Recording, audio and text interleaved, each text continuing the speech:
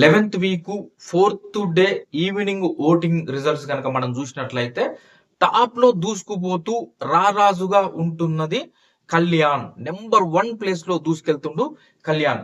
Mostly Kalyan కి స్వతహాగా ఒక 28-30% ఓటింగ్ ఆయనకి ఒక కాన్స్టెంట్ గా ఉంది. వాళ్ళందరూ కూడా ఎప్పుడు కూడా గంపగుత్తగా ఓట్లేస్తున్నారు.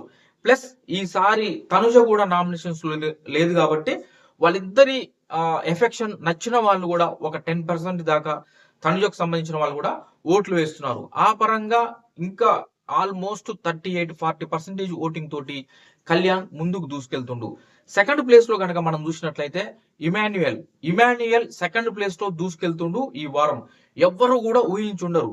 11వ వారం నామినేషన్స్ లోకి వస్తే ఇన్ని వారాల తర్వాత ఆల్రెడీ ఎవరికి నచ్చిన ఫేవరెట్ కంటెస్టెంట్ వాళ్ళకున్నాడు. అయినా సరే ఇమాన్యుయల్ కి ఫస్ట్ రోజు కనుక చూసినట్లయితే చాలా తక్కువ ఓటింగ్ ఉంది. అంటే బిలో డబుల్ డిజిట్ కింద ఉన్నటువంటి ఓటింగ్ ఈ రోజు కనుక చూసినట్లయితే ఇమాన్యుయల్ కి 25% ఓటింగ్ దాకా ఈ రోజు నమోదైంది. అంటే ఇమాన్యుయల్ ఈ వారంలో ఉన్న 6 మెంబర్స్ కంటెస్టెంట్ లో సెకండ్ ప్లేస్ లో ఇమాన్యుయల్ కి ఓటింగ్ నడుస్తుంది. థర్డ్ ప్లేస్ లో కనుక మనం చూసినట్లయితే ఇటు డేమాన్ పవన్ కి థర్డ్ ప్లేస్ లో ఓటింగ్ నడుస్తుంది. భరణి గారికి కూడా ఆల్మోస్ట్ మంచిగా ఓటింగ్ నడుస్తుంది. నువ్వా నేనా అనే విధంగా వీళ్ళిద్దరి మధ్య ఓటింగ్ అయితే ఉంది. ఇక మోస్ట్ డేంజర్ లో ఉన్నది ఎవరంటే ఇప్పుడు పైన ఉన్నటువంటి ఆ నలుగురు అయితే 100% సేవ్ అయిపోతారు ఈ వారం. కానీ మోస్ట్ డేంజర్ లో ఉన్న ఆ ఇద్దరు సంజన గారు అండ్ దివ్య, వీళ్ళిద్దరు ఓటింగ్ చాలా తక్కువగా ఓటింగ్ అయితే పోల్ అవుతుంది.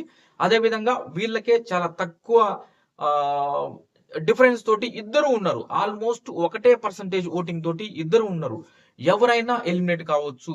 కాబట్టి మీకు ఎవరైనా సంజన గారు వస్తే సంజనకి, దివ్య నచ్చితే దివ్యకి, వాళ్ళిద్దరికి బాగా ఓట్లు వేసుకోండి, ఖచ్చితంగా సేవ్ అవుతారు. లేదంటే ఖచ్చితంగా వీళ్ళిద్దరిలో ఒకరు ఎలిమినేట్ అయ్యే ఛాన్సెస్ 100% ఉంది. ఎందుకంటే వీళ్ళిద్దరికే తక్కువ ఓటింగ్ నడుస్తుంది కాబట్టి.